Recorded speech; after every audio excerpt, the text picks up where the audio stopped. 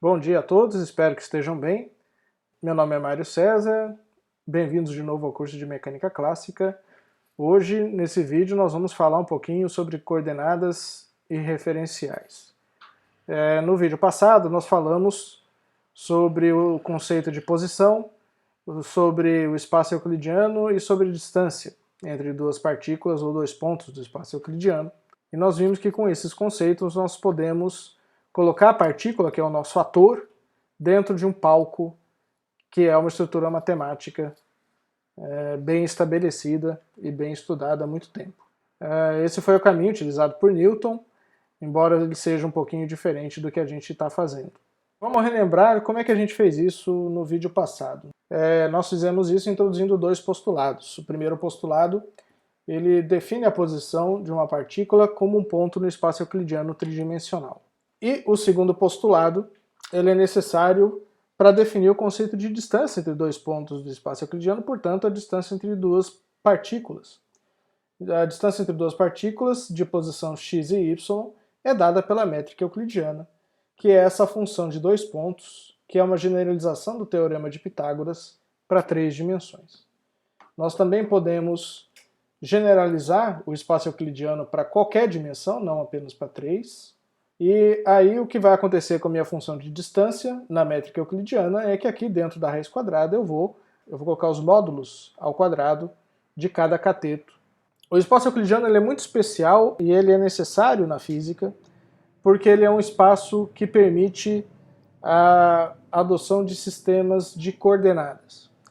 E o espaço euclidiano, nós podemos dizer que ele tem um sistema de coordenadas natural, porque como ele é formado por um produto cartesiano de retas reais, a reta real tem um sistema de coordenadas natural que é o próprio conjunto dos números reais. Para você representar a reta real com o conjunto dos números reais, a única coisa que você precisa fazer é definir qual é o ponto zero da reta real, portanto, qual é a sua origem.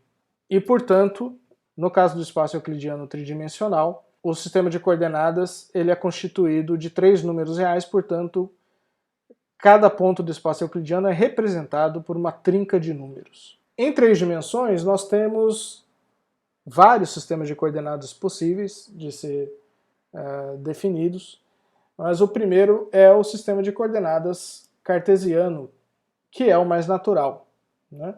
Esse aqui é um desenho do sistema de coordenadas cartesiano. Quando eu represento o espaço euclidiano através dos eixos x, y e z, que são as três retas reais que vão formá-lo, represento esse ponto aqui como uma projeção no eixo x, no eixo y e no eixo z desse ponto. A origem está aqui, esse é o ponto 0, 0, 0, e esse ponto aqui, ele tem essas coordenadas, eu digo que eles têm as coordenadas x, y e z representadas. Sistema de coordenadas cartesiano. O outro sistema de coordenadas muito comum é o sistema de coordenadas esférico-polar. Esse sistema de coordenadas ele funciona da seguinte forma. Tem aqui o ponto P, meu ponto que eu quero representar, a partir das coordenadas r, θ e φ. A coordenada r é a distância entre a origem e o ponto. A coordenada θ é o ângulo entre a reta R e o eixo Z.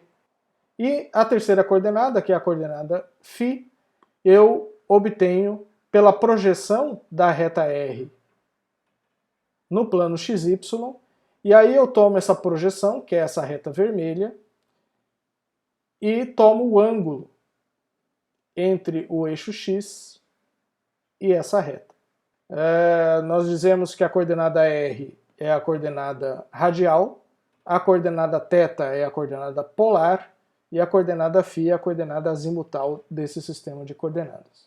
Nós vamos utilizá-lo bastante, principalmente em campos centrais e corpos rígidos.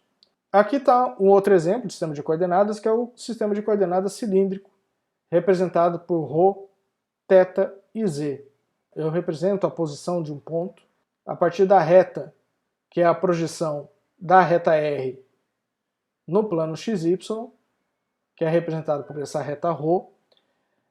O ângulo entre o eixo X e essa reta, que aqui nesse caso é representado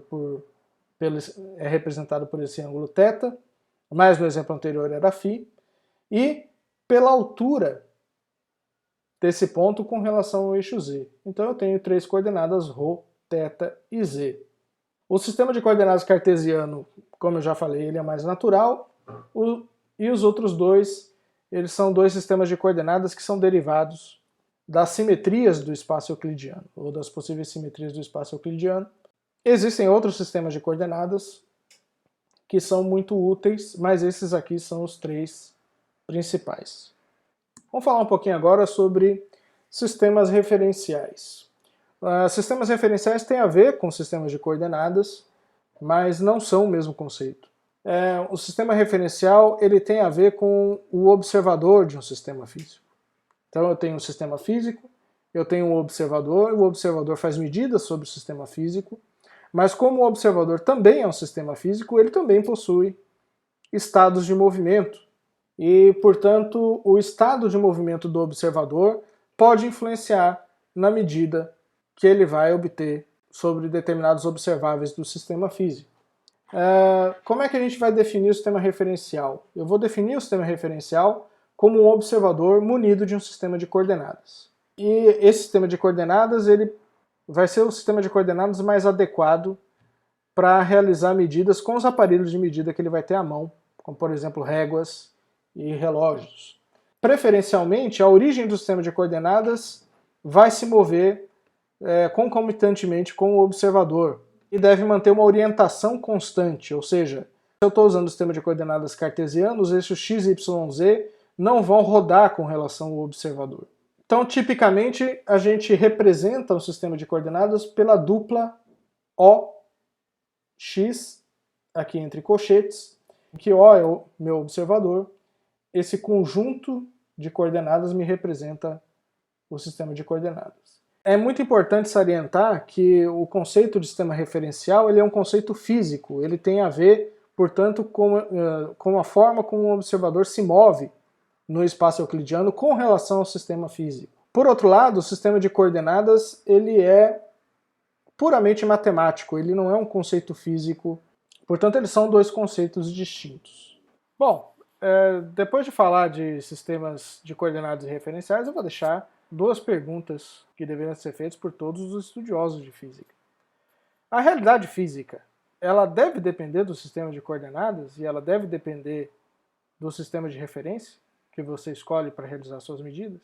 Essas são perguntas de tamanha relevância que demorou cerca de 200 anos para a primeira ser respondida, ou seja, se a realidade deve depender do sistema de coordenadas, e também demorou, por outro lado, mais de 400 anos para a segunda pergunta ser respondida, se a realidade deveria depender dos sistemas referenciais. Então, essas perguntas demoraram muito tempo para ser respondidas. E é uma deficiência apontada na mecânica por diversos filósofos ao longo do tempo, o fato da mecânica depender de um sistema especial de referenciais, chamados de referenciais inerciais. A própria mecânica clássica resolve o problema da dependência de sistemas de coordenadas, e ela resolve através da introdução do formalismo lagrangiano. Euler e Lagrange desenvolveram o formalismo, que ultimamente depende de observáveis que não dependem de sistemas de coordenadas. Esses observáveis são descritos através de coordenadas que nós chamamos de coordenadas generalizadas. Durante o curso nós vamos ver o formalismo lagrangiano e nós vamos ver como se dá essa questão.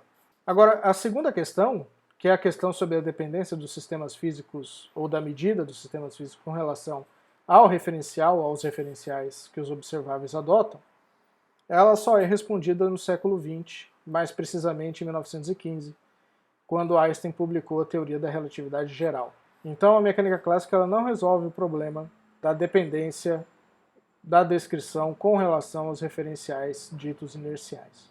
Bom, acho que por enquanto é só. Eu vou deixar uma lista de exercícios sobre sistemas de coordenadas para vocês resolverem ali no Moodle. Boa semana a todos e até o próximo vídeo.